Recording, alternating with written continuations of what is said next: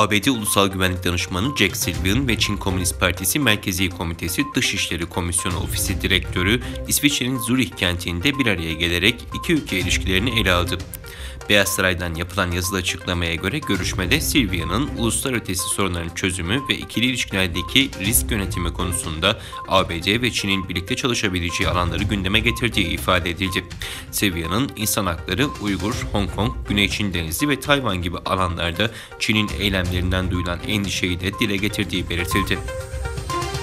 ABD merkezi teknoloji devi Microsoft son bir yılda devlet destekli olduğu tespit edilen hackleme vakalarının %58'inin ardında Rusya'nın olduğunu ve çoğunlukla ABD'deki hükümet kurumlarıyla düşünce kuruluşlarının hedef alındığını açıkladı.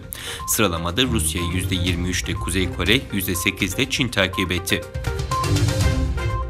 Tayvan hükümeti Çin'in 2025 yılında adayı tamamen işgal edebilecek kapasiteye ulaşmış olacağı uyarısında bulundu. Ülkede hava ve deniz kuvvetlerinin kabiliyetlerinin arttırılmasını amaçlayan 8,57 milyar dolarlık özel askeri bütçe tasarısı da görüşüldü. İngiltere'de mahkeme Birleşik Arap Emirlikleri Başbakanı ve Dubai Emiri El Maktoum'un eski eşini ve çevresindeki bazı kişilerin telefonunu dinlettiğini hükmetti. Eyleminde İsrailli bir firmaya ait Pegasus adlı casus yazılım yoluyla gerçekleştirildiği duyuruldu.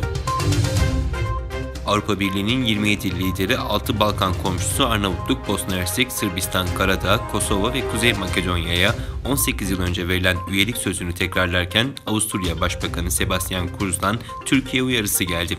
Kurz açıklamasında AB bu bölgeye gerçek bir perspektif sunmazsa Çin, Rusya ya da Türkiye gibi diğer süper güçlerin orada daha büyük bir rol oynayacağının farkında olmalıyız. Bölge coğrafi olarak Avrupa'ya aittir ve bir Avrupa perspektifine ihtiyaç duymaktadır ifadelerini kullandı.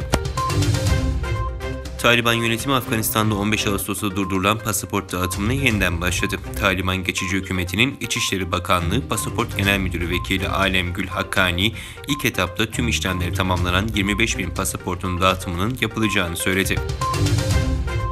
Belçika hükümeti haftada 4 gün çalışma modelinin uygulanmasını öngören kanun teklifinin oylanmasını kabul etti.